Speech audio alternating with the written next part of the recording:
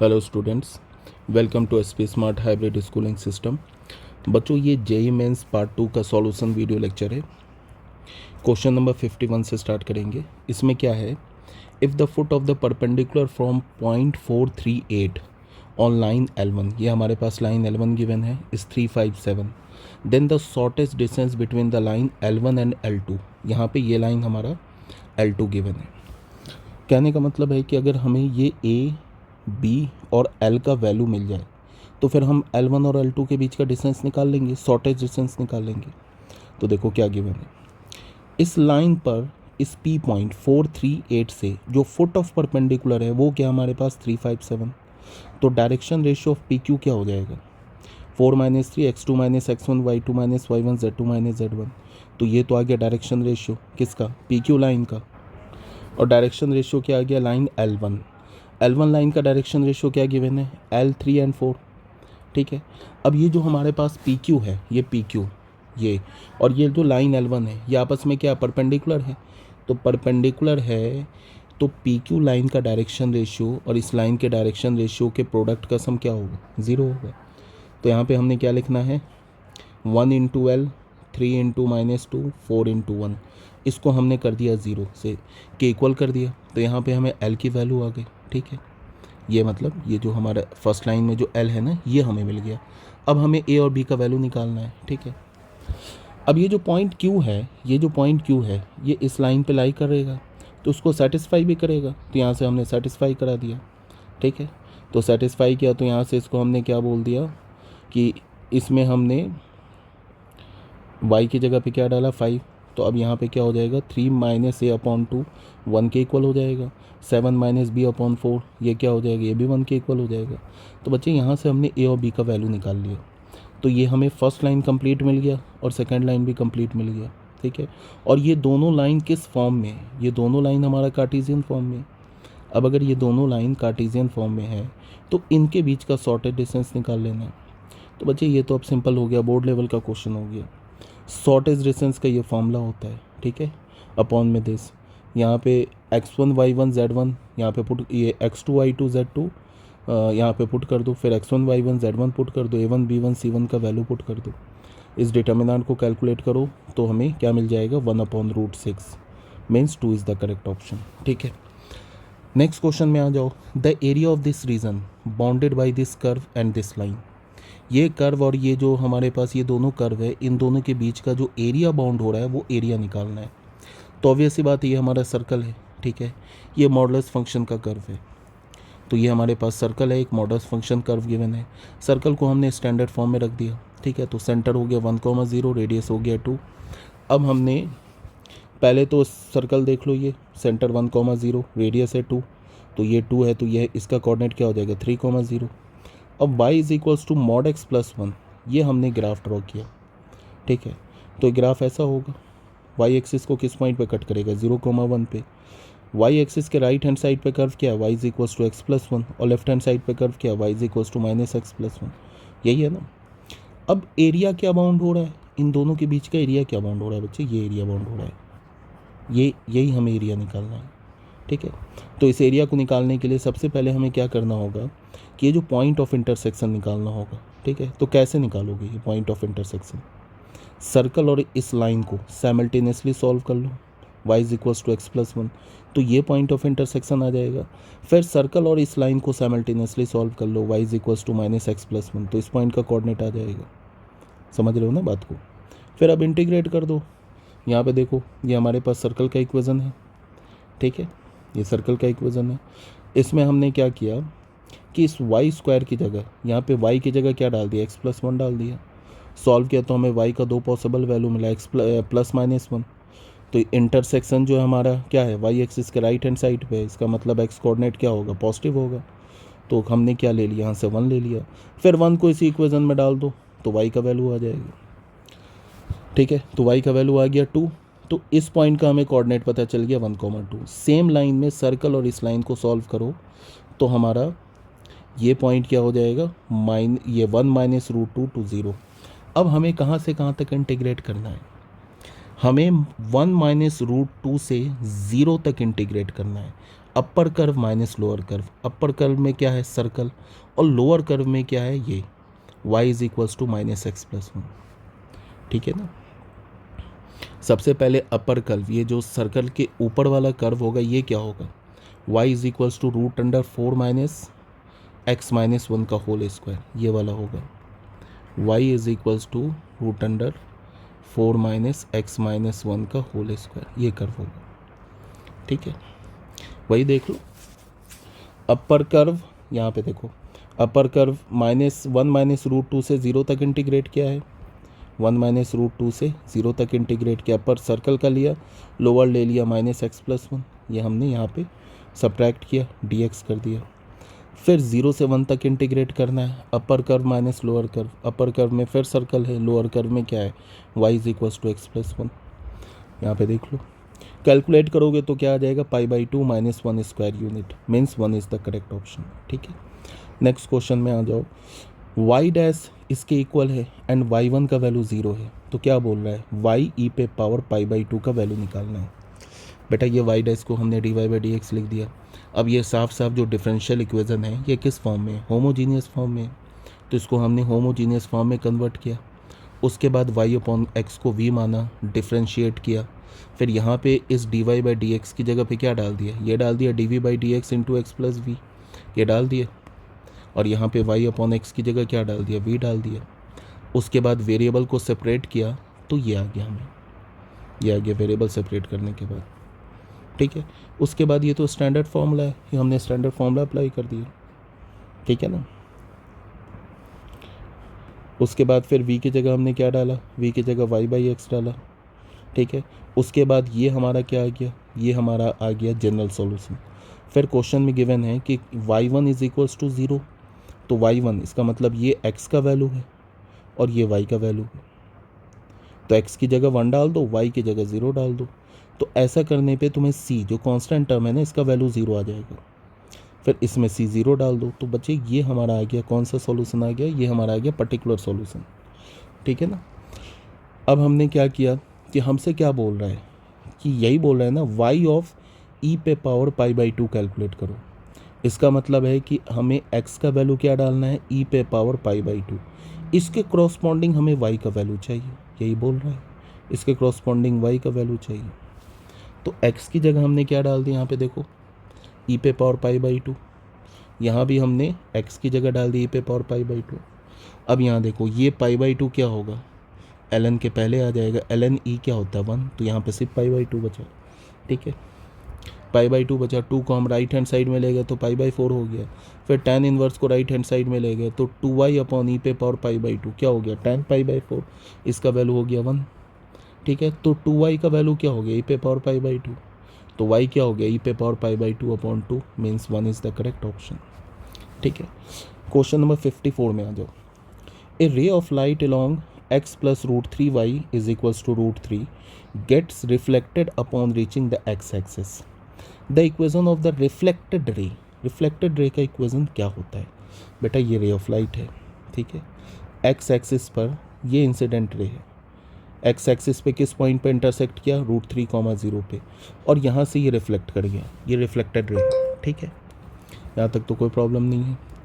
उसके बाद क्या बोल रहा है, ये रे इंसिडेंट रे का बच्चे ये इक्वेशन गिवन है, ये जो है ना ये इक्वेशन गिवन है किसका, इंसिडेंट रे का। हमसे क्या बोल रहा है कि equation of the reflected ray मतलब ये जो रिफ्लेक्टेड रे है ना इसका इक्वेशन चाहिए। तो हमें पता है कि अगर ये मैं नॉर्मल ड्रॉ करूँगा तो ये एंगल थीटा होगा, तो ये भी एंगल थीटा होगा। ठीक है, उसके बाद हमने क्या किया कि ये जो हमारा इंसिडेंट रे है, ठीक है, इसका स्लोप क्या है -1/√3, तो tan थीटा क्या हमारा -1/√3, इसका मतलब थीटा क्या हो जाएगा, थीटा हो जाएगा हमारा 5π/6। इसका मतलब इंसिडेंट रे, ठीक है, पॉजिटिव एक्स एक्सिस से एंटी क्लॉकवाइज डायरेक्शन में ये जो एंगल बना रहा है, क्या एंगल बना रहा है 5π/6, बिकॉज इस लाइन का स्लोप है 5π/6। ठीक है, सॉरी स्लोप है -1/√3, तो एंगल क्या है 5π/6। अब हमने क्या किया कि ये जो इंसिडेंट रे है ना इसको हमने इस बैकवर्ड डायरेक्शन में ड्रॉ किया। ठीक है, अब हमें तो रिफ्लेक्टेड रे का इक्वेशन चाहिए, ठीक है। अच्छा, उससे भी पहले हमने क्या किया कि ये इंसिडेंट रे एक्स एक्सिस को किस पॉइंट पे कट कर रहा है, वाई की जगह 0 डाल दो, तो √3, 0 पे कट कर रहा है। अब ये जो √3, 0 जो पॉइंट है ये तो रिफ्लेक्टेड रे पे भी लाइक कर रहा है ना। तो अगर हमें इस रिफ्लेक्टेड रे पर एक पॉइंट तो मिल गया √3, 0, अगर हमें इस रिफ्लेक्टेड रे का स्लोप पता चल जाए तो पॉइंट स्लोप फॉर्म से रिफ्लेक्टेड रे का हम इक्वेशन लिख लेंगे, ठीक है। अब ये देखो, ये एंगल हमारा क्या है, ये एंगल है हमारा 5π/6, ठीक है। अब तुम क्या करो कि ये हमारा टोटल एंगल क्या बन रहा है, पाई, ये बन रहा है टोटल एंगल पाई। तो पाई में 5π/6 को सब्ट्रैक्ट कर दो तो क्या हो जाएगा, 6π माइनस 5π/6 क्या हो गया, π/6। कहने का मतलब क्या है कि ये एंगल हमें क्या मिल गया, π/6 मिल गया एंगल, ये π/6 मिल गया। ये पूरा है ना हमारा, यहाँ से यहाँ तक 5π/6 है, ठीक है, और ये पूरा है हमारा यहाँ से यहाँ तक पाई। तो पाई में अगर मैंने ये 5π/6 सब्ट्रैक्ट कर दिया तो ये एंगल हमें मिल गया ना, क्या मिल गया, π/6। अब ये एंगल π/6 हो गया तो हमें पता है कि ये जो एक्स एक्सिस है ये तो बाइसेक्टर की तरह काम कर रहा है, तो ये एंगल हो गया π/6। तो reflected ray positive x axis के साथ एंगल क्या बना रहा है, π/6, तो इसका स्लोप क्या होगा, tan π/6। अब रिफ्लेक्टेड रे का हमें, रिफ्लेक्टेड रे पे एक पॉइंट मिल गया, उसका स्लोप मिल गया, तो पॉइंट स्लोप फॉर्म से इक्वेशन निकाल लो, y माइनस y1, तो y1 की जगह 0 डाला, m क्या होगा, tan π/6, x माइनस √3, तो यहाँ से सॉल्व कर लो तो ये आ जाएगा equation of reflected ray, means 1 is the correct option. Next में आ जाओ, द कोफिशिएंट ऑफ x पे पावर 301 इन दिस एक्सपेंसन, इस एक्सपेंसन में x पे पावर 301 का हमें कोफिशिएंट चाहिए, ठीक है।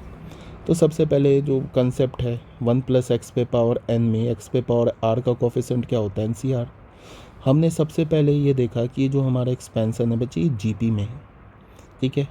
जहाँ पे नंबर ऑफ टर्म्स की बात करोगे तो 500 है, कैसे, x पे पावर 1 से लेके 500 तक गया है, तो यहाँ से सेकेंड टर्म से कैलकुलेट करोगे तो ये क्या हो गया, 500, एक टर्म और ये आ गया तो 501 टर्म्स हो गया। अगर कॉमन रेशियो की बात करोगे तो क्या हो जाएगा, second term upon first term, तो ये आ जाएगा x/1 + x, ये कॉमन रेशियो हो गया, ये फर्स्ट टर्म हो गया। तो अब हम 501 टर्म्स का सम अप्लाई करेंगे तो क्या होगा, a 1 माइनस r पे पावर 501/1 - r, a का वैल्यू ऑलरेडी निकाल रखा है, r का वैल्यू निकाल रखा है, इसको बच्चे कैलकुलेट करोगे तो तुम्हें आ जाएगा, ये सब कैलकुलेट करके ये आ जाएगा हमें क्या, 501 टर्म्स का सम। अब हमें जो कोफिशिएंट चाहिए वो किस में चाहिए, x पे पावर 301 का कोफिशिएंट चाहिए। तो ये देखो, यहाँ से तो x पे पावर 301 तो आएगा नहीं, यहीं से आएगा ना x पे पावर 301, तो इसमें कोफिशिएंट क्या होगा, 501 x पे पावर 301, यही होगा। NCR ये ऊपर बताया था ना, इस एक्सपेंसन में x पे पावर r का कोफिशिएंट क्या होगा, NCR, तो यही एक्सपेंसन तो बना हमारे पास। 1 + x पे पावर 501 में 301 का कोफिशिएंट क्या होगा, 501 C301। अब इसको कैलकुलेट कर लो, इसको हमने NCR = NCn - r का फॉर्मूला अप्लाई किया तो 501 C200 means 4 is the correct option. Next में आ जाओ 56 में, हमारे पास ये इंटीग्रल गिवन है, ये इसके इक्वल है, where AB belongs to R and C is the constant of integration. तो A + B का वैल्यू पूछ रहा है बेटा, ये हमारे पास इंटीग्रल इसके इक्वल है तो गिवन है। अब इसको हमें सॉल्व करना है तो हमने सबसे पहले बच्चे फैक्टराइज किया, उसके बाद इसको हमने पार्शियल फ्रैक्शन में ब्रेक किया, 2 लीनियर फैक्टर है, पार्शियल फ्रैक्शन में ब्रेक किया, फिर a और b का वैल्यू निकाला तो हमें a का वैल्यू मिल गया 3/5, b का वैल्यू मिल गया -2/5। अब इसको हमने इस फॉर्म में कर लिया। अब ये 3/5 को राइट ये बाहर निकाला और इसमें लॉग वाला फॉर्मूला अप्लाई कर दिया, ठीक है। उसके बाद तो ये हमने लॉग वाला फॉर्मूला अप्लाई कर दिया तो यहाँ पे x के कोफिशिएंट से डिवाइड भी होगा, फिर इसमें लॉग वाला फॉर्मूला अप्लाई किया, x को कोफिशिएंट से यहाँ डिवाइड किया, उसके बाद इसको सिंप्लीफाई कर लिया। सबसे पहले 1/5 को कॉमन लिया, log a - log b हो गया तो log a/b हो गया। अब यहाँ पे यही आया ना फाइनल आंसर। अब ये हमारे पास तो इसके इक्वल गिवन है, तो ए का वैल्यू क्या मिल गया 5, और सी का वैल्यू हमें क्या मिल गया, सी तो सी के ही इक्वल है। बी का वैल्यू हमें क्या मिल गया 3, तो हमसे क्या बोला ए प्लस बी का वैल्यू निकालने के लिए, तो 5 + 3 8 means 4 is the correct option. Next question में आ जाओ। Find the sum of all possible integral value of alpha in 1 to 100 for which the function has exactly one local maximum and one local minimum। बच्चे हमारे पास ये function given है, ठीक है। अब ये देखो क्यूबिक फंक्शन है। अब क्या बोल रहा है, इसके पास एग्जैक्टली वन लोकल मैक्सिमम है एंड वन लोकल मिनिमम है। इसका मतलब कि इस फंक्शन का जो डेरिवेटिव होगा उसमें सिर्फ 2 ही रूट होगा, ठीक है। बिकॉज हमें पता है ना कि लोकल मैक्सिमम लोकल मिनिमम पर फंक्शन का डेरिवेटिव 0 होता है। तो एफ एक्स फंक्शन के डेरिवेटिव का सिर्फ 2 ही रूट होगा, और एफ एक्स फंक्शन एक क्यूबिक फंक्शन है, इसका डेरिवेटिव लेंगे क्वाड्रेटिक फंक्शन होगा, और इसमें एक लोकल मैक्सिमम है एक लोकल मिनिमम है। इसका मतलब डेरिवेटिव में सिर्फ 2 रूट होगा। तो क्वाड्रेटिक में 2 रूट कब आता है, जब उसका डिस्क्रिमिनेंट ग्रेटर देन 0 होता है। तो हमने डिस्क्रिमिनेंट को ग्रेटर देन 0 किया, उसके बाद यहाँ से सॉल्व किया, तो हमें क्या मिल गया, अल्फ़ा + 2 का whole square is greater than 0। तो ये तो ऑलवेज ट्रू है except alpha is equals to -2। Alpha + 2 का होल स्क्वायर ये ग्रेटर देन 0 है, ये तो हमेशा ट्रू होगा। बट यहाँ पे अल्फ़ा नहीं इक्वल होना चाहिए -2 के। अगर -2 डालोगे तब तो ये 0 बन जाएगा, और ये बोल रहा है ग्रेटर देन 0। तो हमें अल्फ़ा का वैल्यू क्या मिला, ऑल रियल नंबर एक्सेप्ट -2। हमसे क्या बोल रहा है, हमसे बोल रहा है कि 1 से लेके 100 तक देखो क्लोज्ड है, सभी इंटीग्रल पॉसिबल, ये sum of all possible integral values of alpha. तो सिंपल सी बात है, 1 से लेके 100 तक बोल रहा है, ये -2 1 से 100 में तो आता नहीं है। इसका मतलब 1 से लेके 100 तक सबको ऐड कर दो तो फॉर्मूला लग जाएगा, क्या हो जाएगा n + 1/2। n का वैल्यू क्या है 100, अप्लाई करोगे तो क्या आ जाएगा 5050। बेटा इसका ऑप्शन इनकरेक्ट है, इस क्वेश्चन में जो है ना ऑप्शन इनकरेक्ट दे रखा है, ठीक है। नेक्स्ट क्वेश्चन में आते हैं, क्या बोल रहा है, the number of solution of the equation 4sin² x + tan² x + cot² x + cos² x is equals to 6 in 0 to 2π। Number of solution निकालना है। बेटा ये हमारे पास गिवन है, इसमें हमने क्या किया, 0 से 2π के बीच में नंबर ऑफ सॉल्यूशन निकालना है। तो हमने क्या किया, 4sin² x cos² x को एक साथ रखा, ठीक है, और इस 6 को लेफ्ट हैंड साइड में लेके आए तो हो जाएगा -6। फिर -6 को हमने लिख दिया -4 -2, ठीक है, -4 इसके साथ रखा, -2 इसके साथ रखा। अब ये हमारा क्या हो गया 2sin x - cos x का होल स्क्वायर, ये क्या हो गया tan x - cot x का होल स्क्वायर। अब देखो 2 स्क्वायर का सम 0 के इक्वल है, तो दोनों स्क्वायर क्या होगा 0 के इंडिविजुअल 0 के इक्वल होगा। तो इसको हमने 0 के इक्वल किया, इसको हमने क्या किया, इसको हमने 0 के इक्वल कर दिया, इसको 0 के इक्वल किया, इसको 0 के इक्वल किया। तो 2sin x क्या मिल गया हमें, 2sin x का वैल्यू मिल गया cos x, cos x को 1/sin x लिख दिया। फिर यहाँ से tan x is equals to 1/tan x हो गया। तो यहाँ से हमें क्या मिला 2sin² x is equals to 1 और tan² x is equals to 1।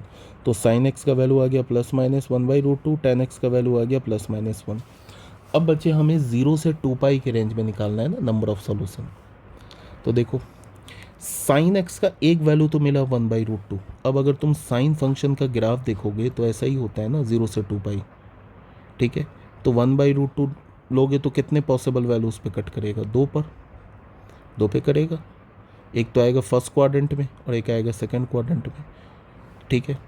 तो एक तो मिल जाएगा π/4, फिर हम इस sin π/4 को लिख सकते हैं π - π/4, तो दूसरा एंगल आ गया 3π/4। तो 1/√2 के क्रॉसपॉन्डिंग 2 रूट मिला। फिर सेम लाइन पे -1/√2 के क्रॉसपॉन्डिंग अगेन 2 रूट मिलेगा। फिर tan x का वैल्यू 1 रखोगे तो यहाँ से 2 रूट मिलेगा, एक तो π/4 एक 5π/4। -1 लोगे तो उसके भी क्रॉसपॉन्डिंग 2 रूट मिलेगा, 3π/4 7π/4, ठीक है। अब तुम देखो क्या है कि इसमें ना नंबर ऑफ रूट सेम है, देखो π/4 यहाँ भी है, π/4 यहाँ भी है, 3π/4 यहाँ भी है, 3π/4 यहाँ भी है, 5π/4 और यहाँ भी 5π/4, 7π/4 7π/4। इसका मतलब कि कितने टोटल सॉल्यूशन मिल रहे हैं, 4 सॉल्यूशन मिल रहे हैं। Means 4 is the correct option. Next में आते हैं, पी वेक्टर गिवन है, क्यू वेक्टर गिवन है, आर वेक्टर गिवन है और वी वेक्टर क्या हमारे पास P vector plus lambda Q vector and the projection of V vector on R vector is 4/√6 then find lambda. ये बिल्कुल स्ट्रेट फॉरवर्ड क्वेश्चन है। पी वेक्टर क्यू वेक्टर और R vector ये तीनों गिवन है और बोल रहा है कि जो वी वेक्टर है इसका प्रोजेक्शन आर वेक्टर पे, इस वेक्टर पे क्या है 4/√6, तो लैम्डा का वैल्यू निकालो। तो सबसे पहले तो वी वेक्टर निकालो। वी वेक्टर क्या है पी प्लस लैम्डा क्यू, ठीक है। तो वी वेक्टर हमने निकाला पी प्लस लैम्डा क्यू, तो हमें ये मिल गया वी वेक्टर। अब इस वेक्टर का प्रोजेक्शन आर वेक्टर पे क्या है 4/√6, तो वी वेक्टर का प्रोजेक्शन आर वेक्टर पे क्या होगा वी डॉट आर कैप, और ये किसके इक्वल है 4/√6 के, तो यहीं से लैम्डा आ जाएगा, ठीक है। वी डॉट आर कैप, तो ये वी वेक्टर लिखा dot r cap, r cap का मतलब क्या है ये, इसका हमने मैग्नीट्यूड से डिवाइड किया तो ये बन गया आर कैप, ये हो गया 4/√6। अब तो ये सिंपल सा आ गया, इसको कैलकुलेट कर लो, lambda is equals to 1 means 1 is the correct option. Question number 60 में आ जाओ। एफ एक्स फंक्शन हमारे पास ये गिवन है, ठीक है। Number of integers in the range of F x is, बोल रहा है क्या कि एफ एक्स फंक्शन के रेंज में टोटल कितने इंटीजर्स आएंगे, ठीक है। इस एफ एक्स फंक्शन ये किसे डिनोट कर रहा है greatest integer function less than equals to y. बेटा ये फंक्शन है, ठीक है। सबसे पहला concept box x plus box of minus x, greatest integer of x plus greatest integer of minus x क्या होता है -1 के इक्वल होता है, कब, जब x not belongs to integer, और 0 के इक्वल होता है when x belongs to integer, ठीक है। अब एक बात बताओ, x not belongs to integer ये वाला केस, डोमेन की बात कर लेते हैं पहले हम लोग, ठीक है, कि डोमेन में कितने एलिमेंट हैं। तो x not belongs to integer ये तो आ ही नहीं सकता है, बिकॉज अगर ये आया तब तो स्क्वायर रूट के अंदर नेगेटिव होगा, ये डिफाइंड ही नहीं होगा, ठीक है। तो ये वाला केस तो हट गया। अब जब एक्स इंटीजर है तो इसका वैल्यू क्या हो जाएगा, इसका वैल्यू ऑलवेज 0, तो ये 0, तो tan इनवर्स 0 इज 0, तो ये पूरा 0 हो जाएगा। आ रही है ना बात समझ में। कहने का मतलब है कि ऑल रियल नंबर से अगर हम डोमेन की बात कर रहे हैं, इंटीजर तो हटा दिया, सॉरी नॉट इंटीजर तो हटा दिया, तो सिर्फ हमें क्या बचा डोमेन में इंटीजर। अब सभी इंटीजर पे ये तो 0 है। अच्छा, एफ एक्स फंक्शन का डोमेन क्या होगा, यहाँ से एक्स का पॉसिबल वैल्यू, यहाँ से एक्स का पॉसिबल वैल्यू और यहाँ से एक्स का पॉसिबल वैल्यू, तीनों का इंटरसेक्शन। तो यहाँ से हमें पता चला कि इंटीजर नहीं हो सकता, तो जब इसमें इंटीजर सेटिस्फाई नहीं करेगा तो यहाँ भी हटा देंगे ना, इंटीजर तो हट जाएगा डोमेन से। जब एक्स का वैल्यू हमने इंटीजर लिया, ठीक है, उस केस में देखो ये तो 0, ये इसकी तो कहानी ख़त्म। अब इस 2 पे आते हैं, 2 minus mod x greater than equals to 0, तो मॉड एक्स क्या हो जाएगा लेस देन इक्वल्स टू 2, तो एक्स का वैल्यू क्या होगा -2 to 2, ठीक है। और ये क्या होगा, ये सभी रियल नंबर को सेटिस्फाई करेगा एक्सेप्ट 0, 0 को छोड़ के, ठीक है। तो फाइनली हमारा डोमेन क्या हुआ, डोमेन देखो, डोमेन यहाँ से फर्स्ट सेकेंड और थर्ड तीनों का इंटरसेक्शन लेना होगा। ये क्या बोल रहा है -2 to 2, ये बोल रहा है इंटीजर लो, और ये बोल रहा है कि सारे रियल नंबर से 0 को हटा दो। तो अगर हम -2 से 2 के बीच में एक तो हम 0 ले नहीं सकते, तो 0 को हटा दिया, ठीक है। इंटीजर लेना है तो इंटीजर में एक आ गया -2, एक आ गया -1, एक हो गया 1 और एक ये हो गया 2। तो डोमेन में यही 4 एलिमेंट मिले और इन चारों एलिमेंट के लिए ये चीज़ तो 0 है, ठीक है। तो यही 2 बचेगा। अब वैल्यू पुट करते जाओ, रेंज आ जाएगा, ठीक है। ये हमारे पास फंक्शन बचा। सबसे पहले हमने 1 पुट किया, अब ये तो हट जाएगा ना, तो पूरा हट गया, इंटीजर के लिए 0 है। अब इसमें 1 पुट करोगे तो क्या आ जाएगा, f(1) क्या हो जाएगा 2, और हमें पता है कि यहाँ भी स्क्वायर है और यहाँ भी मॉड है, तो 1 पर और -1 पर वैल्यू सेम होगा। तो कहने का मतलब है डोमेन में 1 और -1 के क्रॉसपॉन्डिंग एक ही रेंज आया, क्या आया 2, और 2 - 2 पे फिर वैल्यू सेम होगा, उसके क्रॉसपॉन्डिंग क्या रेंज आया 1/4। तो रेंज में कितने एलिमेंट मिले, 2 ही एलिमेंट तो मिले, 2 and 1/4, यही आया ना रेंज।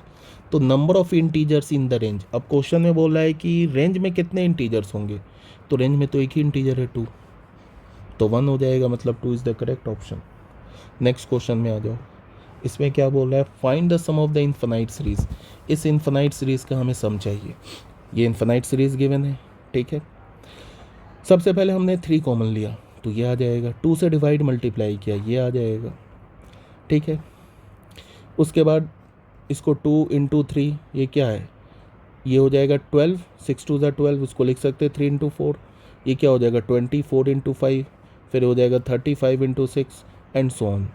अब बेटा यहाँ पे क्या करना है कि सीरीज़ का हमें nth टर्म लेना है, तो nth टर्म क्या होगा, n+1 इंटू n+2, फिर इस पर पार्शियल फ्रैक्शन अप्लाई कर दो, ये तो सिंपल है, लीनियर, तो ये हो जाएगा 1/n+1 माइनस 1/n+2। अब सम ऑफ n टर्म्स निकालो, ठीक है। तो सम ऑफ n टर्म्स निकाला तो ये देख लो, n की जगह 1 पुट करो, 2 पुट करो, इसी में 1 पुट किया, फिर 2 3 से लास्ट में n पुट किया। तो अब तुम देखोगे क्या कि ये वाला पहले ब्रैकेट का दूसरा टर्म और उसकी जस्ट अगले वाले ब्रैकेट का पहला टर्म कैंसिल हो जाएगा। सेम लाइन में इस ब्रैकेट से पहले वाला जो ब्रैकेट होगा उसके साथ ये कैंसिल हो जाएगा और ये इसके साथ कैंसिल हो जाएगा, तो क्या बचेगा, यही बचेगा सम ऑफ n टर्म्स। इसको सॉल्व किया तो हमें ये मिल गया।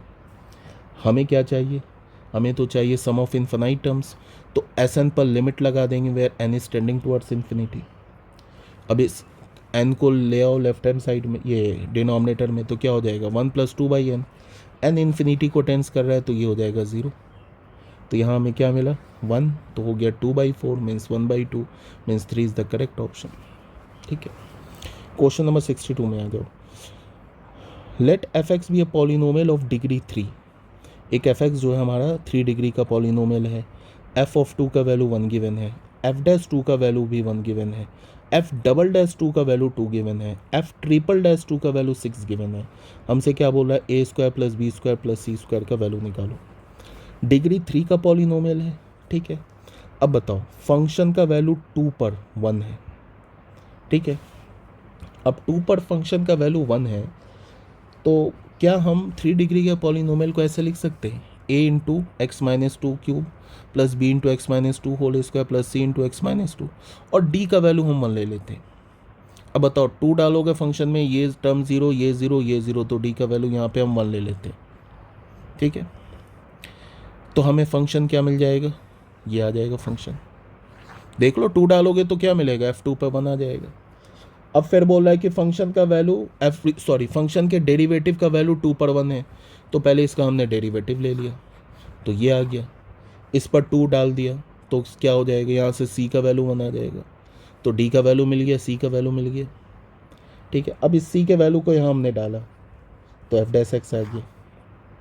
फिर बोला डबल ऑर्डर डेरिवेटिव 2 पर 2 है, तो फिर f'(x) को दोबारा डिफ्रेंशिएट किया तो ये आ गया। फिर इसका 2 पर वैल्यू कैलकुलेट किया तो 2 पे वैल्यू क्या आ जाएगा 2b, और ये 2b 2 के इक्वल है, तो यहाँ से हमें b का वैल्यू मिल गया। फिर बोल रहा है क्या, ट्रिपल ऑर्डर डेरिवेटिव 2 पर 6 है, तो हमें b का वैल्यू 2 आ गया। फिर इसको दोबारा डिफ्रेंशिएट किया तो ये ट्रिपल ऑर्डर डेरिवेटिव क्या आ गया 6 से, और ये किसके इक्वल है 6 के इक्वल है, तो यहाँ से a का वैल्यू 1 आ गया। तो फाइनली a का वैल्यू 1, b का वैल्यू 1, c का वैल्यू 1, d का वैल्यू 1। हमसे क्या बोल रहा है कि भैया a² b² c² बताओ, ठीक है, यही बोल रहे हैं ना, ठीक है।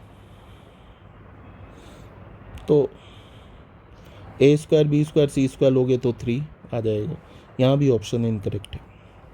नेक्स्ट क्वेश्चन में आ जाओ, क्वेश्चन नंबर 63 में।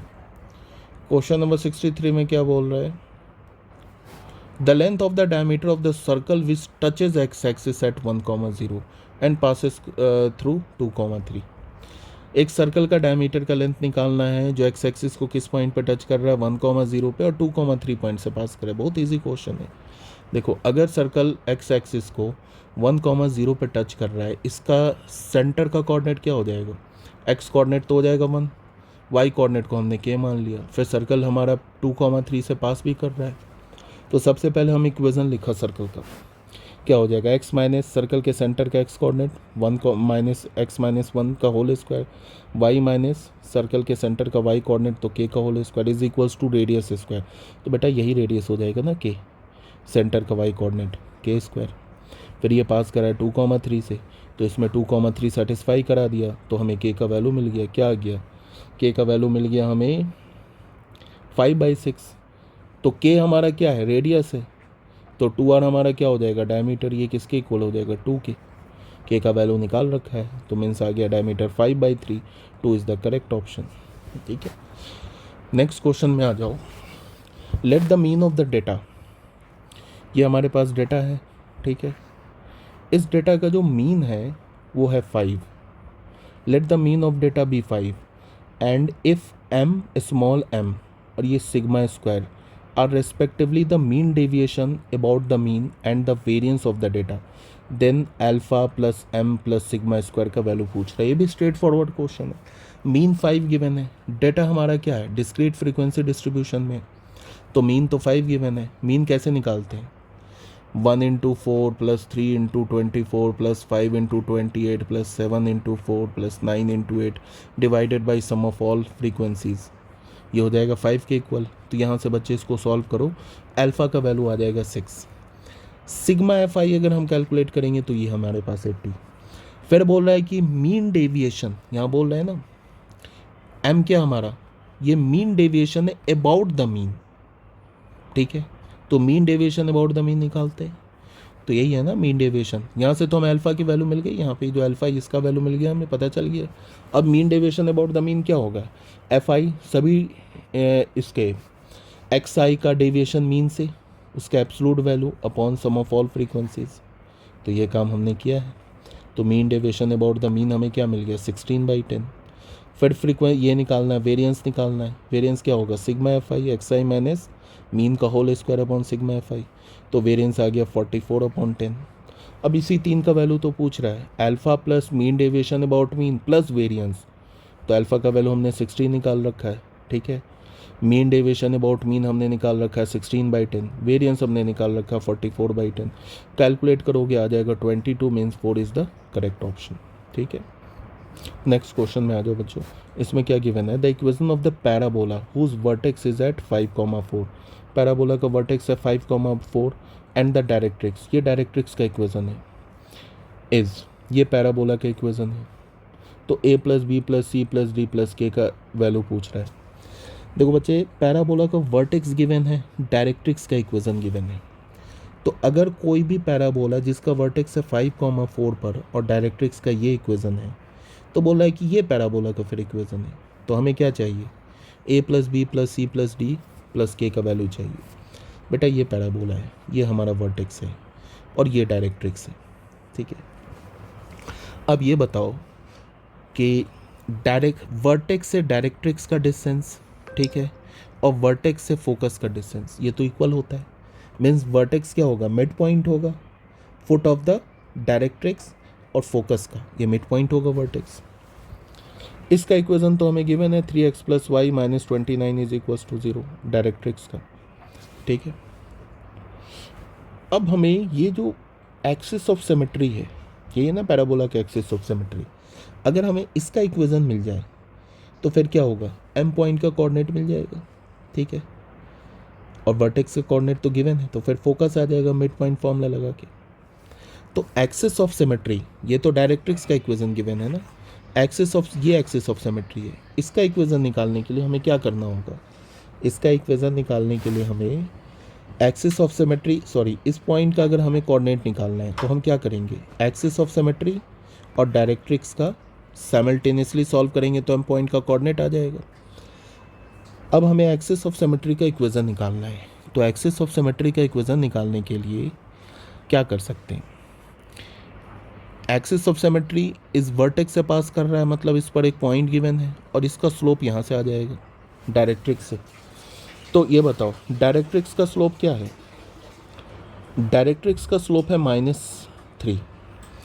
तो ये जो एक्सिस ऑफ सिमेट्री है इसका स्लोप क्या हो जाएगा, ये तो परपेंडिकुलर है ना, तो 1/3, ठीक है। अब इसका इक्वेशन निकाल लो, एक पॉइंट में है इस पर, इसका स्लोप भी पता चल गया, तो पॉइंट स्लोप फॉर्म से ये आ गया एक्सिस ऑफ सिमेट्री, इसका इक्वेशन। अब बच्चे इसको और इसको साइमल्टेनियसली सॉल्व कर लो, तो ये m पॉइंट का कोऑर्डिनेट आ जाएगा 8,5। देखो हमने सॉल्व कर रखा है, तो ये आ गया 8,5। अब फिर क्या करो, तो फोकस का कोऑर्डिनेट निकाल लो, कैसे, अल्फ़ा प्लस 8/2 ये 5 के इक्वल हो जाएगा, वर्टेक्स मिड पॉइंट है। फिर क्या हो जाएगा, बीटा प्लस 5/2 ये क्या हो जाएगा, 4 के इक्वल हो जाए तो यहाँ से बीटा आ जाएगा, यहाँ से अल्फ़ा आ जाएगा। तो अल्फ़ा बीटा आ गया, इसका मतलब कि फोकस का कोऑर्डिनेट आ गया। ठीक है, अब जैसे ही हमें फोकस का कोऑर्डिनेट पता चल गया तो हम पैराबोला का इक्वेशन निकाल लेंगे। कैसे? कोई भी पॉइंट अगर हमने मान लिया कि p point x comma y अगर ये पैराबोला पे लाई कर रहा है तो पी पॉइंट का डिस्टेंस फोकस से और पी पॉइंट का डिस्टेंस इस डायरेक्ट्रिक्स से इक्वल होगा। ठीक है, ये और ये इक्वल होगा, तो यहाँ से हमें पैराबोला का इक्वेशन आ जाएगा। पैराबोला के इक्वेशन क्वेश्चन में गिवन है। जो भी पैराबोला का इक्वेशन हमें मिलेगा उसको इससे इक्वेट करेंगे तो हमें ए बी सी डी और के का वैल्यू आ जाएगा, फिर उनको ऐड कर देना है तो आंसर आ जाएगा। तो चलो पैराबोला के इक्वेशन निकालेंगे। तो देखो ये हमने पॉइंट मान लिया पी एक्स कॉमा वाई, अब इसका डिस्टेंस निकाला फोकस से और इसका डिस्टेंस निकाला डायरेक्ट्रिक्स से। ये देखो डिस्टेंस निकाल रखा है, इसको इक्वल कर दिया। अब बच्चे इसको सॉल्व करोगे तो ये आ जाएगा पैराबोला का इक्वेशन, और क्वेश्चन में तो ये गिवन है पैराबोला का इक्वेशन। तो यहाँ से ए का वैल्यू क्या आ गया 9, बी का वैल्यू क्या आ गया -6, सी का वैल्यू क्या आ गया -226, डी का वैल्यू क्या आ गया 4 और के का वैल्यू क्या आ गया -711।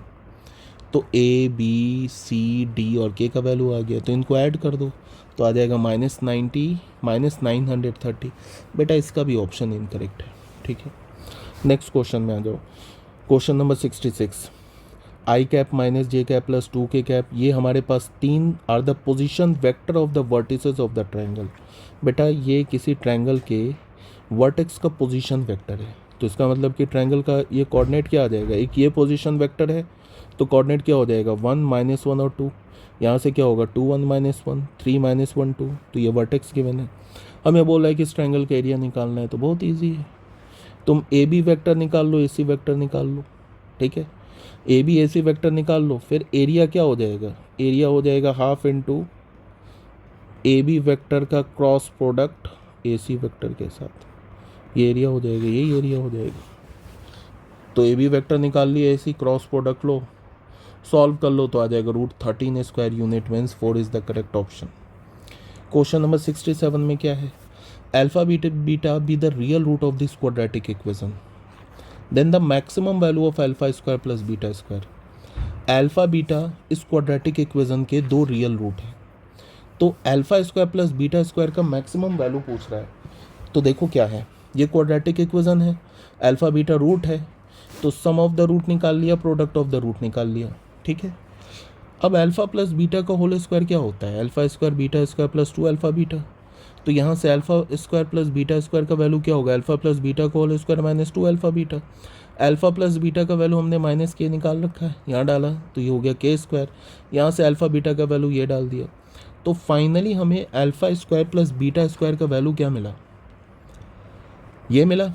इसको हमने परफेक्ट स्क्वायर बना दिया तो ये आ गया। अब बताओ ये हमें मिल गया alpha square plus beta square का वैल्यू, तो ये वैल्यू मैक्सिमम कब होगा, जब ये मैक्सिमम होगा, और ये मैक्सिमम कब होगा, जब ये मिनिमम होगा। ठीक है, k + 2 ये वाला टर्म मिनिमम हो, और ये मिनिमम कब होगा, जब k का वैल्यू -2 होगा, तभी तो होगा मिनिमम। तो k का वैल्यू यहाँ -2 डाल दो, तो alpha square plus beta square का मैक्सिमम वैल्यू क्या मिल जाएगा 12, means 4 is the correct option. ठीक है, क्वेश्चन नंबर 68 में आ जाओ।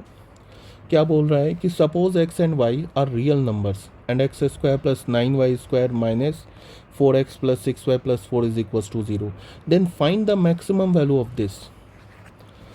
बच्चे ये गिवन है, ये हमारा सबसे पहली बात है कि ये इलिप्स है। क्या है ये, इलिप्स है, और कैसा इलिप्स है, शिफ्टेड इलिप्स है। इस इलिप्स का जो सेंटर है वो ओरिजिन पर नहीं है।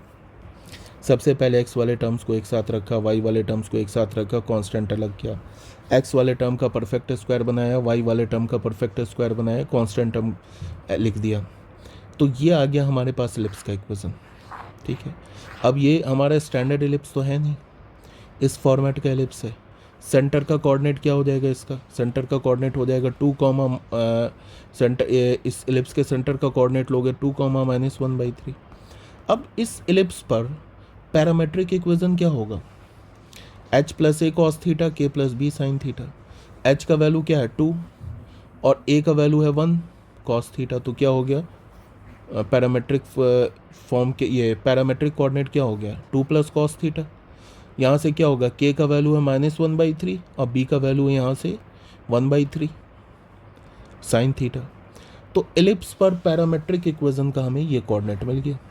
ठीक है, अब ये कोऑर्डिनेट को उठा के हमें किसका मैक्सिमम वैल्यू चाहिए, इसका चाहिए ना। तो x की जगह क्या डाल देंगे, 2 + cos थीटा, y की जगह डाल देंगे ये, इसको कैलकुलेट करो तो ये आ जाएगा। अब तुम देखो a cos theta plus b sin theta, b sin theta ये क्या होता है, ये लेस देन इक्वल्स टू होता है a² + b² के इक्वल, और ये ग्रेटर देन इक्वल्स, ये हमारा क्या होता है a cos theta plus b sin theta, b sin theta ये क्या होता है हमारा less than equals to √a² + b², और ये ग्रेटर देन इक्वल्स टू होता है -√a² + b² होता है ना। अब यहाँ देखो इसको अलग से निकालो तो ये क्या होगा, इसमें a का वैल्यू है 4 और b का वैल्यू है -3, तो इसके बीच में लाई करेगा -5 to 5 के बीच में, फिर 11 ऐड कर दिया तो ये आ गया हमारे पास। अब इसका मैक्सिमम वैल्यू क्या होगा, मैक्सिमम वैल्यू हो जाएगा इसका 16 और मिनिमम वैल्यू क्या हो जाएगा 6, तो मैक्सिमम वैल्यू आ गया 16, means 1 is the correct option. Question number 69 में आ जाओ।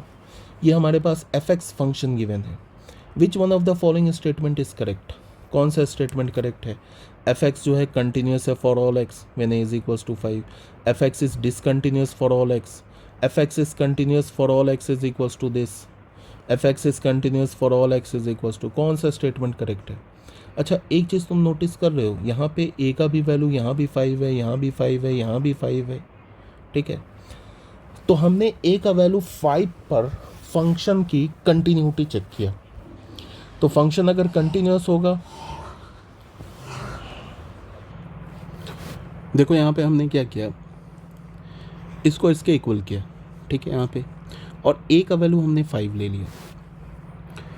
ठीक है, तो a का वैल्यू 5 लिया तो यहाँ से हमें क्या मिल गया, 4 cos x -5 sin x is equals to 5, फिर हमने 5 से डिवाइड कर दिया तो हमें क्या मिला, 4/5 cos x -3/5 sin x is equals to 1। इसको cos थीटा ले लिया, इसको sin थीटा ले लिया, तो हमें क्या मिल गया, यहाँ से ये फॉर्मूले बन गया ना, cos theta into cos x minus sin theta into sin x, तो cos a प्लस b का फॉर्मूला बन गया। अब इसे cos थीटा लिया, इसे sin थीटा लिया है, तो sin theta upon cos theta क्या हो जाएगा, ये हो जाएगा हमारे पास क्या होगा 4/5 अपॉन 3/4, ये क्या हो जाएगा 4/3। तो यहाँ से ये tan थीटा का वैल्यू हमें क्या मिल गया, tan थीटा का वैल्यू मिल गया हमें 4/3, तो थीटा क्या हो गया tan इनवर्स 4/3, ये थीटा हो गया। ठीक है, अब cos of x plus theta का वैल्यू 1 हो गया। ठीक है, तो यहाँ से क्या हो जाएगा, 1 को हम क्या लिख सकते हैं, x प्लस थीटा क्या हो जाएगा 2n पाई। ठीक है, तो x का वैल्यू क्या होगा 2n पाई माइनस थीटा, और थीटा का वैल्यू हमने डाल दिया tan इनवर्स 3/4, तो यही x का वैल्यू आ गया। ठीक है, means 3 is the correct option. मतलब क्या होगा, fx कंटिन्यूस होगा सभी x पर। ठीक है, अगर ये x का वैल्यू आ जाए, बच्चे ये सभी x पे तभी कंटिन्यूस होगा ना जब ये लेफ़्ट और राइट लिमिट इक्वल हो, तो यहीं पे तो हमने इक्वल किया है और फिर यहाँ से x का वैल्यू निकाल लिया।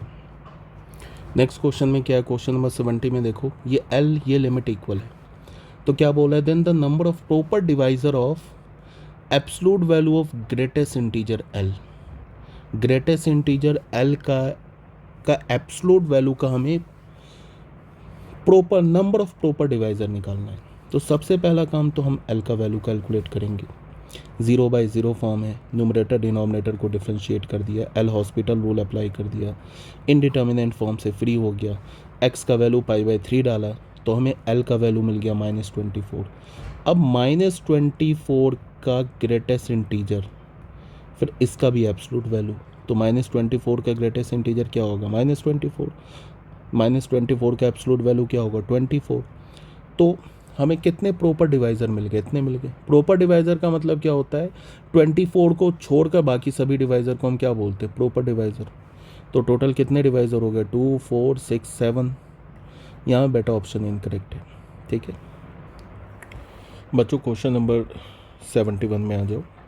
क्वेश्चन नंबर 71 में क्या गिवन है, bowl A has 6 red ball and 4 blue balls, ठीक है। 5 balls are drawn simultaneously and kept in a bowl B which was empty। कहने का क्या मतलब है, 2 बाउल है हमारे पास, बाउल ए बाउल बी। बाउल ए में 6 रेड बॉल्स है एंड 4 ब्लू बॉल्स हैं। अब हम क्या कर रहे हैं कि 5 बॉल्स, ये जो बाउल बी है ये एम्प्टी है, इसमें कुछ नहीं है। अब इसमें हम क्या कर रहे हैं कि 5 बॉल्स ट्रांसफ़र कर रहे हैं from bowl A to bowl B.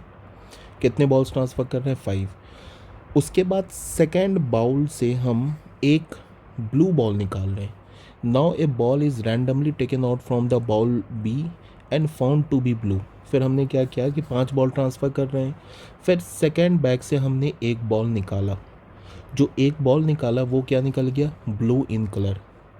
If the probability that 2 red and 3 blue balls were transferred from bowl A to bowl B is m/n। फिर क्या गिवन है कि प्रोबेबिलिटी गिवन है कि 2 red ball and 3 blue balls को हमने bowl ए से ball B में ट्रांसफ़र किया है, तो उसकी प्रोबेबिलिटी m/n गिवन है, where m and n are relatively prime. Find the value of m+n। Question को सुनो। सबसे पहले तुम्हें ये समझ में आ गया होगा कि ये बेस थ्योरम पे क्वेश्चन है। हमारे पास 2 बाउल हैं, एक तो बाउल ए और दूसरा हमारे पास बाउल बी। बाउल ए में 6 रेड बॉल्स हैं एंड 4 ब्लू बॉल्स हैं, और बाउल बी जो है वो एम्प्टी है। हम क्या कर रहे हैं कि बाउल ए से बाउल बी में 5 बॉल ट्रांसफ़र कर रहे हैं, ठीक है। अब क्या किया, जब हमने बाउल ट्रांसफ़र कर दिया ए से बी में, फिर हमने बी से एक बॉल निकाला। वो जो बॉल है वो किस कलर का निकल गया, ब्लू से। तो हमें किसकी प्रोबेबिलिटी निकालनी है, हमें इस प्रोबेबिलिटी निकालनी है कि हमने बाउल ए से बाउल बी में क्या किया है, 2 red and 3 blue balls transfer किया है, ठीक है। तो देखो, ए हमने मान लिया 1 ball drawn from the bowl B found to be blue. हमने ये मान लिया क्या कि एक बॉल जो हमने निकाला बाउल बी से वो ब्लू मिल गया, ठीक है। अब हमने टोटल कितने बॉल ट्रांसफ़र किए हैं, 5 बॉल्स। तो 5 बॉल्स को बाउल ए से बाउल बी में ट्रांसफ़र करने के कितने पॉसिबल वेज हो जाएंगे, 5 पॉसिबल वेज हो जाएंगे। कैसी है देखो, B1 1 red 4 blue, 2 red 3 blue, 3 red 2 blue, 4 red 1 blue, 5 red 0 blue. तो पहले ना ये 5 म्यूचुअली हमारा एक्सक्लूसिव एंड एग्जॉस्टिव इवेंट हो गया। इसकी प्रोबेबिलिटी निकाल लो। 1 रेड 4 ब्लू बॉल ट्रांसफ़र करने की क्या प्रोबेबिलिटी होगी, टोटल कितने रेड हैं, 6। तो 1 रेड तो 6C1, 4 ब्लू तो 4C4, अपॉन क्या होगा, टोटल कितने बॉल हैं 10, तो 10C5। तो ये आ गया हमारा probability of B1। Same line पे बच्चे हमने B2 B3 B4 B5 की प्रोबेबिलिटी निकाल ली। अब हमें क्या चाहिए, उसके बाद हम ये निकालते हैं कि probability of B1 given A। इसका मतलब है कि जब हमने 1 red ball and 4 blue ball a से बी में ट्रांसफ़र कर दिया, तो ए ब्लू बॉल निकलने की, एक सिंगल ब्लू बॉल निकलने की क्या प्रोबेबिलिटी है।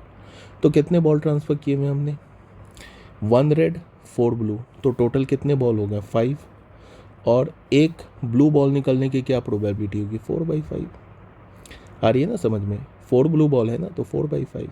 सेम लाइन पे हमने निकाल लिया क्या, A given B2 A given B3 A given B4 and A given B5, ठीक है। हमें क्या चाहिए कि एक ब्लू बॉल निकल गया है, तो हमने बाउल ए से बाउल बी में 2 red ball and 3 blue ball transfer किए। इसका मतलब जब ए इवेंट अकर हो गया तो हमें B2 इवेंट की प्रोबेबिलिटी चाहिए। तो बस यही बेस थ्योरम वाला फॉर्मूला, प्रोबेबिलिटी ऑफ ए लिख दिया। सबका वैल्यू ऑलरेडी हमने ऊपर कैलकुलेट किया है, वैल्यू करोगे तो आ जाएगा 5/14, ये m/n के इक्वल है। हमें m+n चाहिए तो m+n हो गया 19 आंसर। क्वेश्चन नंबर 72 में आ जाओ। क्या गिवन है, if f is continuous in 0 to 1, और ये लिमिट किसके इक्वल है 4 के, तो f(1) का वैल्यू निकालना है। बच्चे सबसे पहले हमने देखना है ये कि 0/0 फॉर्म का लिमिट है, तो 0/0 फॉर्म का, अच्छा उससे भी पहले क्या किया कि हमने 2x से डिवाइड और मल्टीप्लाई कर दिया, तो ये हो जाएगा 1, तो क्या मिल जाएगा 2x। 0/0 फॉर्म है तो न्यूमरेटर डिनोमिनेटर को हमने डिफ्रेंशिएट कर दिया, इधर लग जाएगा न्यूटन लेबनिज़ रूल लग जाएगा। क्या करेंगे, x को यहाँ डालेंगे पूरे में, फिर x को डिफ्रेंशिएट करेंगे, फिर 0 को इस पूरे में डालेंगे तो 0 हो जाएगा, ठीक है। फिर 0 को डिफ्रेंशिएट करेंगे तो कहने का मतलब ये आ गया हमारे पास। अब यहाँ पे limit x is tending toward 0 है, तो x की जगह 0 डाल दो, तो हमें क्या मिल जाएगा, तो x की जगह 0 डालेंगे, ये 2 इधर आके 8 हो गया, उसके बाद x की जगह 0 डालेंगे तो ये 0 हो गया, cos 0 1 हो गया। तो हमें क्या मिल गया, f(1) = 8 आंसर। नेक्स्ट क्वेश्चन में आ जाओ। f is an injective polynomial function, f जो हमारा इंजेक्टिव है, such that fx into fy plus 2 is equals to क्या गिवन है, fx plus fy plus f of xy for all xy belongs to r। f of 0 2 के equal नहीं है, f of 4 65 के equal है, then the value of f2 is equals to. f injective है, ये हमारे पास एक फंक्शनल इक्वेशन गिवन है। सबसे पहले हमने x और y का वैल्यू इसमें 0 डाला तो f ऑफ 0 में क्वाड्रेटिक बन गया। उसके बाद जब हमने f ऑफ 0 को कैलकुलेट किया तो 2 वैल्यू मिला हमें 1 और 2। क्वेश्चन में बोल रहा है कि f ऑफ 0 2 के इक्वल नहीं है, तो f ऑफ 0 क्या है, 1 के इक्वल है, तो f ऑफ 0 का वैल्यू 1 मिल गया। फिर हमने इसी फर्स्ट इक्वेशन में ना x और y का वैल्यू 1 पुट कर दिया। तो जब x और y का वैल्यू 1 पुट करोगे तो तुम्हें f ऑफ 1 में क्वाड्रेटिक आ जाएगा। सॉल्व करोगे तो क्या मिल जाएगा, f ऑफ का वैल्यू f ऑफ 1 मिल गया हमें 1 और 2। फंक्शन तो हमारा इंजेक्टिव है, तो इंजेक्टिव है इसका मतलब 1 पे 2 वैल्यू तो हो नहीं सकता है, तो 1 पे क्या वैल्यू होगा यहाँ पे। अच्छा, f ऑफ 4 को बोला है 65, ठीक है, तो यहाँ से हमें क्या मिल रहा है वैल्यू, f ऑफ 1। अच्छा 1 तो ऑलरेडी मिल चुका है ना 0 पे, तो f ऑफ 1 पे ये 1 तो हो नहीं सकता बिकॉज इंजेक्टिव है, तो f ऑफ 1 का वैल्यू क्या हो गया 2। उसके बाद हमने फिर ये फर्स्ट इक्वेशन है ना, ये फर्स्ट इक्वेशन में इसमें y की जगह 1/x डाल दिया, तो y की जगह 1/x डालोगे, सॉल्व करोगे तो ये हमारे पास ऐसे आ जाएगा फैक्टर के रूप में। फिर हमने f ऑफ x माइनस 1 को gx बोल दिया, तो क्या हो जाएगा ये f ऑफ x माइनस 1 को हमने gx बोला, तो gx का वैल्यू क्या हो जाएगा यहाँ से। अच्छा ये मिल गया, let f of x minus 1 is equals to gx। यहाँ से x की जगह हमने इसमें 1/x डाला, तो g ऑफ 1/x क्या हो जाएगा, f ऑफ 1/x माइनस 1, ठीक है। अब g ऑफ 1/x हो गया हमारा f ऑफ 1/x माइनस 1, तो इसकी जगह क्या डाल देंगे, g ऑफ 1/x ये डाल देंगे इसकी जगह क्या डाल देंगे, g ऑफ x। तो हमें क्या मिल जाएगा, gx into G of 1/x into gx का वैल्यू 1, ठीक है। तो इस केस में बच्चे अगर हमारे पास कोई भी फंक्शन होता है तो वो gx क्या होगा, प्लस माइनस 1/x। तो यहाँ से हमें gx f of x minus 1 को हमने gx बोला है, तो gx की जगह हमने डाल दिया प्लस माइनस x पे पावर n, तो f ऑफ x क्या हो गया, प्लस माइनस x पे पावर n प्लस 1। 4 पर वैल्यू बोला है निकालने के लिए, तो 4 पे हमने वैल्यू निकाला, ये गिवन है 65, ये डाल दिया। तो निगेटिव वाला इसको सेटिस्फाई नहीं करेगा, पॉजिटिव वाला ले लिया हमने, तो पॉजिटिव लिया तो इस इक्वेशन को n is equals to 3 satisfy कर रहा है, तो ठीक है, तो यहाँ पे 3 डाल दिया, n इज इक्वल्स टू 3 कर रहा है ना सेटिस्फाई। तो फिर हमारा f ऑफ x, यहाँ से पॉजिटिव वैल्यू लिया था ना, f ऑफ x का वैल्यू हमने क्या लिया था, x पे पावर n प्लस 1, n का वैल्यू हमें 3 मिल गया, तो हमें फंक्शन का वैल्यू क्या मिल गया, f ऑफ x मिल गया ना x क्यूब प्लस 3, और हमसे f ऑफ 2 ही तो पूछ रहा है, तो क्या होगा 2 क्यूब प्लस 3 9 आंसर, ठीक है। क्वेश्चन नंबर 74 में आ जाओ। हमारे पास ये फंक्शन गिवन है, सॉरी ए सेट गिवन है, बी सेट गिवन है। Let R be the relation defined on A cross B such that A1 B1 अगर A2 B2 से रिलेटेड होगा if and only if A1 is less than equals to B2 and B1 is less than equals to A2, then the number of element in the set R. सबसे पहले देखो कि जो relation defined है वो A से B, A cross B में defined है, इसमें रिलेशन डिफाइंड है, ठीक है।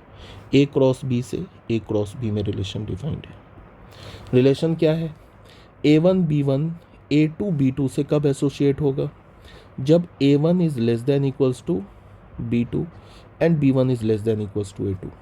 तो बोल रहा है then the number of element in the set R, इस आर में कितने एलिमेंट होंगे। तो सिंपल सी बात है, देखो ये जो A1 A2 है ये किस सेट का एलिमेंट होगा, ये A सेट का एलिमेंट होगा, ये B1 B2 किस सेट का एलिमेंट होगा, ये B सेट का एलिमेंट होगा, ठीक है। बिकॉज जो रिलेशन डिफाइंड है वो A क्रॉस B से A क्रॉस B में है, तो A क्रॉस B लोगे तो इस ऑर्डर पेयर का पहला एलिमेंट सेट A से आएगा, इधर का भी पहला एलिमेंट सेट A से आएगा, और दूसरा एलिमेंट सेट B से आएगा। अब बोल क्या रहा है कि ये तभी रिलेटेड होगा जब ये दोनों कंडीशन सेटिस्फाई करेगा।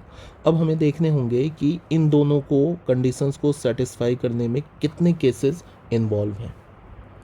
सबसे पहले अगर हमने A1 फर्स्ट सेट से लेंगे 1 लिया, तो B2 A1 क्या होना चाहिए, less than equals to B2। B2 किस सेट से आएगा, इससे आएगा। तो यहाँ से कौन कौन सा वैल्यू आ जाएगा B2 का, B2 का वैल्यू 2 आ जाएगा। क्यों, बिकॉज B2 क्या है, 1 से बड़ा है। 4 5 8 10, तो यहाँ से 5 केस आ गए।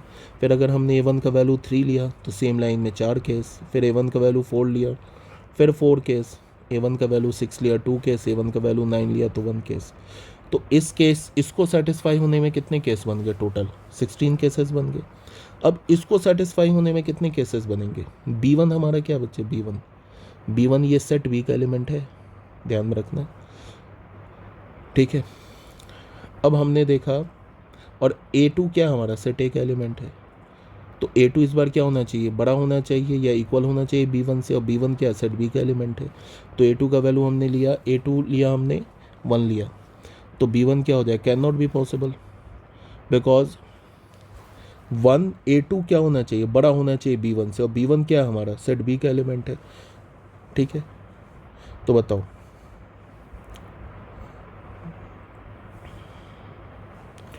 यहाँ पे A2 इज ग्रेटर, तो A2 ग्रेटर होना चाहिए किससे, B1 से। तो इसका मतलब B1 क्या होना चाहिए, लेस होना चाहिए A2 से। तो यहाँ देख लो, 1 से तो छोटा कोई है ही नहीं प्रेजेंट, तो ये पॉसिबल ही नहीं है ये वाला केस। सेम लाइन में A2 का वैल्यू हमने 3 लिया, तो 3 से छोटा कौन कौन सा, एक ही तो है 3 से छोटा, ये 2, तो एक केस बन गया। फिर A2 का वैल्यू हमने 4 लिया, तो इससे छोटा क्या हमारा, इक्वल भी चलेगा, देखो तो 2 4, तो यहाँ पे 2 केस बन गया। ऐसे करके टोटल यहाँ कितने केस बन गए, 10। ये भी सेटिस्फाई होना चाहिए एंड ये भी सेटिस्फाई होना चाहिए। मीन्स क्या होगा, इन दोनों का प्रोडक्ट फर्स्ट केस में कितने बने 16 और दूसरे में कितने बने 10, तो टोटल 160 हो जाएगा आंसर। क्वेश्चन नंबर 75 में आ जाओ। इसमें क्या बोल रहा है, lambda mu belongs to R if the system of equation has infinitely many solution. तो म्यू प्लस 2 लैम्डा का वैल्यू निकालना है। बहुत ईजी क्वेश्चन है। क्रैमर्स रूल से इनफाइनाइटली मेनी सॉल्यूशन में क्या होता है, delta delta 1 delta 2 delta 3 zero के इक्वल होता है। डेल्टा को हमने ज़ीरो के इक्वल किया। डेल्टा क्या होता है, एक्स वाई और जेड से बनने वाला डिटर्मिनेंट के कोफिशिएंट से बनने वाला डिटर्मिनेंट। तो यहाँ से लैम्डा का वैल्यू इसको ज़ीरो कर दिया तो लैम्डा का वैल्यू आ गया 11। फिर लैम्डा 3 को ज़ीरो किया। अब तुम बोलोगे लैम्डा 3 को क्यों ज़ीरो किया, हमें म्यू का वैल्यू निकालना है ना। तो लैम्डा 3 क्या होगा, यही होगा ना, ये और ये रह जाएगा। जो थर्ड जो हमारा है उसको हम किससे रिप्लेस कर देंगे, जो एक्स इसको किससे रिप्लेस कर देंगे, 3 2 और म्यू से। तो यहाँ से म्यू का वैल्यू आ गया, ये भी ज़ीरो होगा। तो हमें म्यू प्लस 2 लैम्डा का वैल्यू क्या आ गया, 69। ये आंसर हो गया। ठीक है बच्चों, okay, thank you very much.